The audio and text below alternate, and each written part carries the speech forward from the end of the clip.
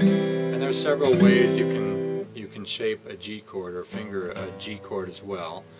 But I think probably one of the more popular ways is to do it like this. So what I've got here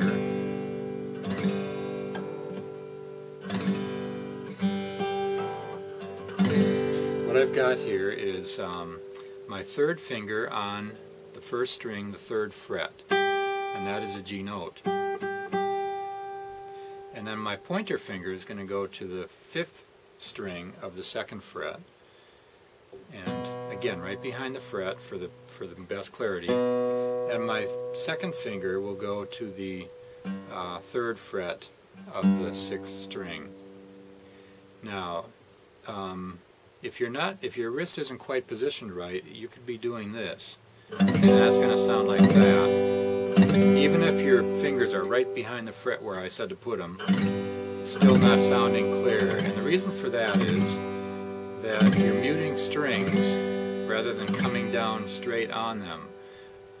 Again, another note for clarity is that it's best to come down straight on the string, as straight as you can,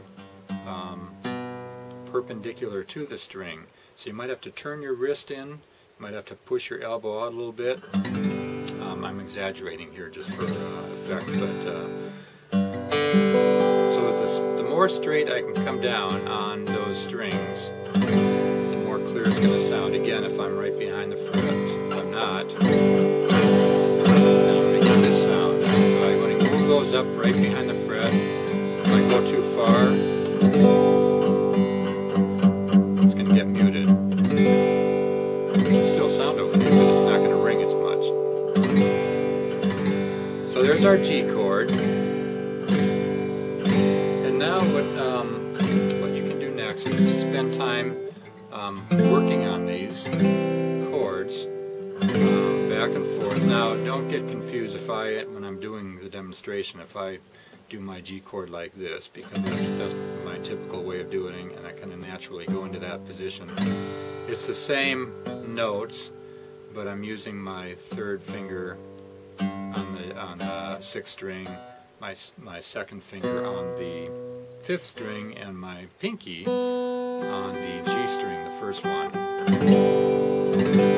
And if you can do that, that's a good way to learn it, because it's more natural to move from that to a C, F, C, G, where otherwise I'm coming from a C and I'm having to switch all my fingers around here and move to that position.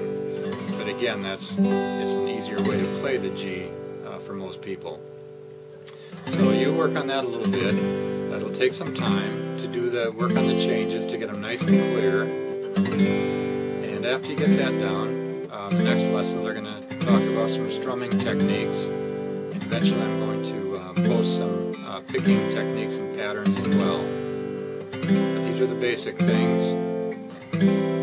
If you know other chords too, or you have access to those online or chord charts, I would encourage you to also work on those chords and switching between chords, keeping them nice and clean, because it takes time remembering where the fingers go, and you might take, where was that C? Oh yeah, that finger goes there, that one goes there, and that one goes there.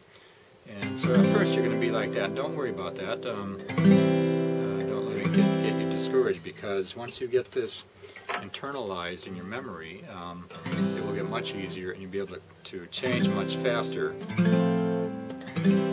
It's just important as you're doing this to try to remember where you're putting your fingers for tone, to get the nice clear sound. So I think that's enough for this time around, and there's lots to talk about, lots to learn, and I'm still learning all the time too. Any guitarist, I'm sure, no matter how good they are, they will tell you that there's still more to learn. It's one of the rich things about a guitar, because there's so many notes, so many ways of playing chords, so many positions you can play the same chord but different sounds, and so many variables that it's an amazing instrument. So work at it, have fun, and we'll see you again soon.